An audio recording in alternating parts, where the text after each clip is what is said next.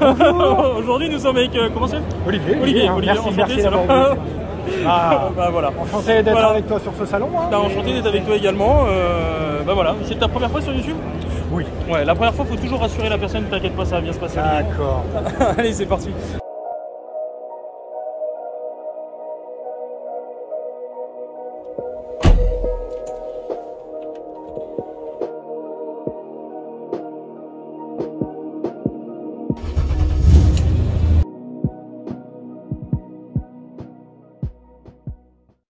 Pousse-toi. Bonjour à tous, bienvenue dans cette nouvelle vidéo sur ma chaîne YouTube. Donc aujourd'hui je vous présente le mondial de l'automobile. On va faire un petit peu le tour des exposants, voir les différents véhicules, la nouvelle technologie. Et surtout je vais prendre quelques conseils par des personnes de la télé que vous connaissez déjà, je vous en dis pas plus. C'est parti pour la vidéo. Ça va bien? Ça va, c'est gentil de m'accorder un petit peu de temps. J'avais une petite question, du coup je viens voir un professionnel. Je commence le circuit automobile et personnellement je préfère commencer avec un ancien véhicule plutôt qu'un nouveau. Pour plein de raisons, pour le ressenti, etc. Je voulais avoir votre avis. Je pense que commencer du circuit avec une voiture ancienne, ça a un avantage. C'est que si on commence avec une ancienne, on est obligé mathématiquement d'apprendre un certain nombre de notions dont on peut partiellement se passer avec une voiture d'aujourd'hui qui rectifie tout, qui corrige tout. Avec une ancienne, il n'y a pas tout ça. Donc il faut apprendre l'humilité. Voilà. Et évidemment, les distances de freinage ne sont pas les mêmes parce que c'est notamment sur le freinage que les voitures ont énormément progressé les 40 dernières années. Donc ça, c'est vraiment le truc fondamentalement différent. Et puis, bien sûr, une voiture ancienne, c'est pas pareil qu'une voiture d'aujourd'hui. Donc il faut être concentré parce que les répartitions des masses, l'accélération, le freinage, le passage des points de corde, etc. est pas le même. Il faut anticiper beaucoup plus que sur une voiture d'aujourd'hui. Alors qu'une voiture d'aujourd'hui, c'est formidable. Et, oui, c'est génial. Vous voulez dire avec une ancienne, j'ai pas le choix, je dois travailler mes cours, je dois travailler exactement. C'est vrai que ensuite on passe sur une voiture moderne, c'est facile entre guillemets. Ouais. Mais voilà, la difficulté, elle est là. D'accord. Ok. Est-ce que vous avez un petit conseil à me donner sur mes débuts en piste avec un véhicule ancien? Alors pour faire de la piste, il y a plein de trucs rigolos. Alors, il y a les Alpines, bien sûr, les anciennes Alpines, mais même des voitures beaucoup plus simples. Je sais pas. Moi, c'est les vieilles BMW. Je sais pas. Ouais, voilà, chez BMW, il n'y a que l'embarras du choix. Parce qu'évidemment, chez BM, il y a plein de voitures qui sont aptes à ça. Il y a pas mal de marques. C'est les Porsche aussi, bien sûr. Mais voilà, il y a que l'embarras du choix pour se faire plaisir avec des voitures entre guillemets connues et aptes à faire de la piste, bien sûr. Et qui sont des dérivés de voitures de série. Donc c'est des voitures qui restent avec des budgets raisonnables. Je ne parle pas des vraies voitures de course. Là, c'est autre chose. Sur des voitures de série qui sont aptes à être de très bons élèves pour faire de l'apprentissage, bien sûr. Vous dire accessible et puis de base, on peut déjà travailler. Absolument. Ok, bon, super, je vais commencer à bosser les cours. Voilà. À bientôt. Merci beaucoup en tout cas, bonne fin de journée. Je m'accepte un petit peu, j'ai 3 billes face à moi.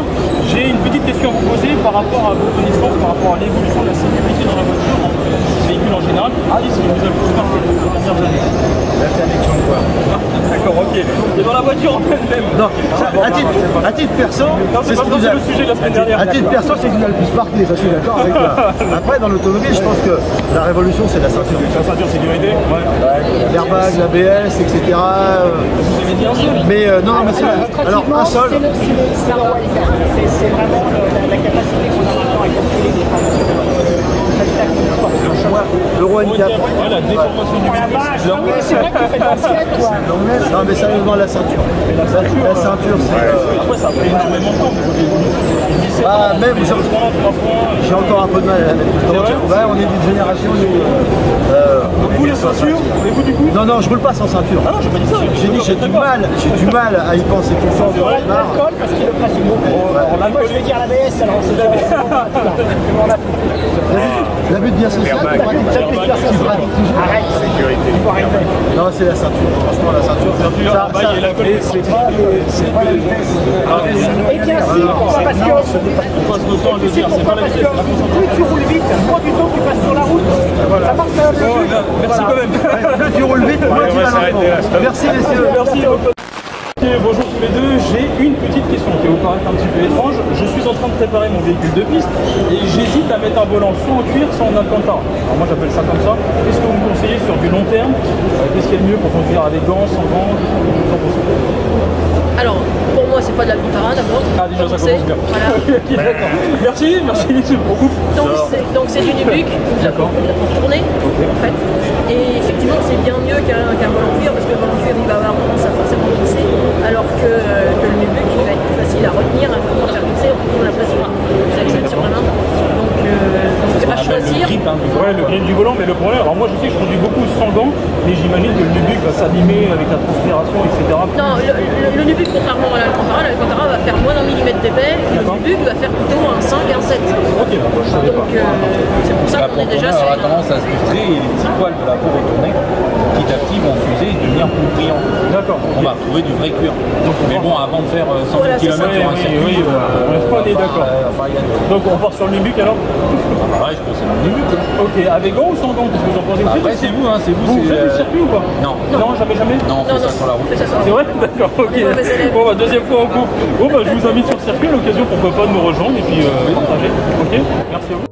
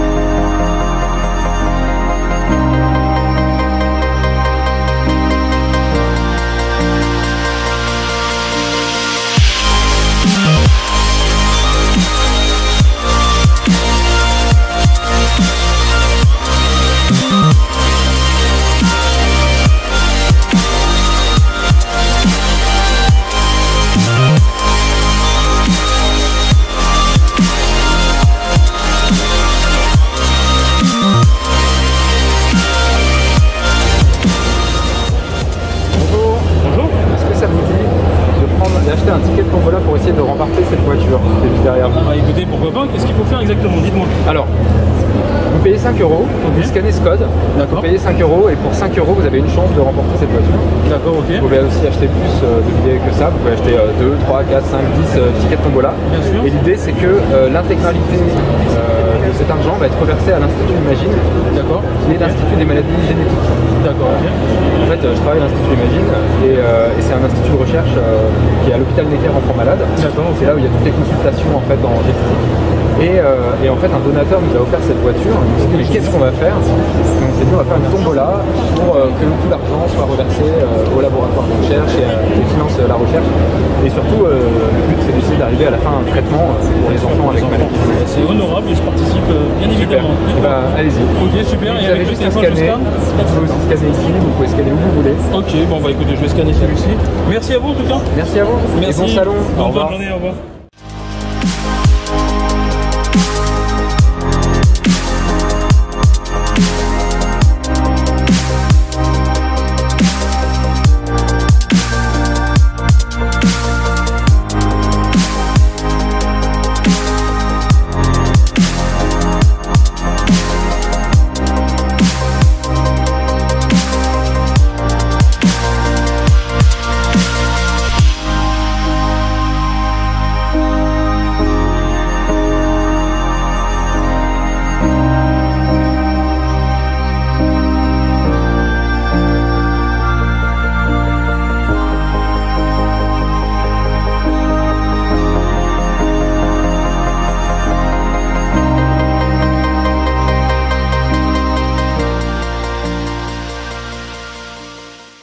vas-tu? Ça va? Ça va, tranquillou, toi aussi t'es venu au salon? Oui.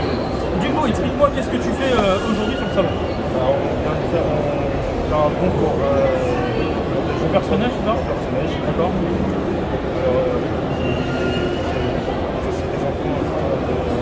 D'accord, super. Ouais, j'ai vu que la petite dame nous a demandé 5 € de participation. Voilà. C'est top. Et du coup, tu as ramené des véhicules, des supercars. 15 voitures. Parfait, 15 voitures. Et les gens avec leurs 5 €, alors le don déjà c'est top. Et surtout, ils peuvent quoi, s'approcher des voitures, monter dedans. C'est mort. Juste s'approcher, faire des photos. Voilà, photos de souvenirs, super. Voilà. Pour les enfants.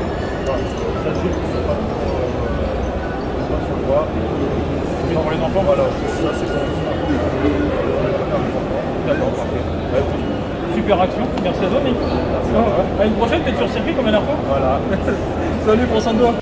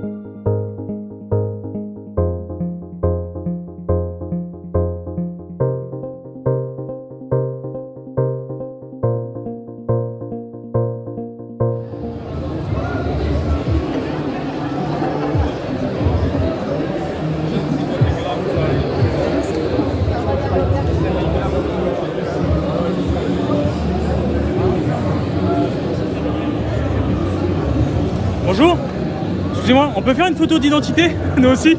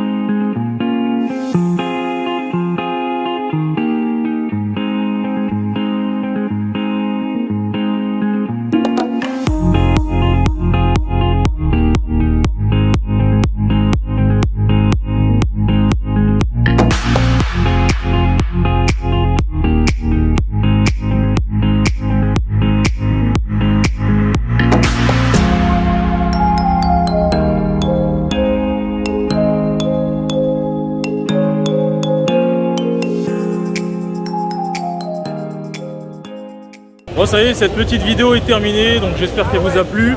Je termine sur le stand de Villebrequin, donc j'ai demandé à Sylvain si on pouvait échanger sur des conseils conduite. En plus, il vient de gagner le GP Explorer, donc j'imagine qu'il a plein de bons conseils à me donner, mais il ne répond pas.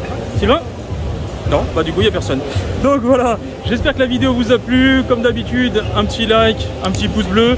N'hésitez pas à vous abonner à la chaîne, activer la petite cloche et je vous dis à très bientôt.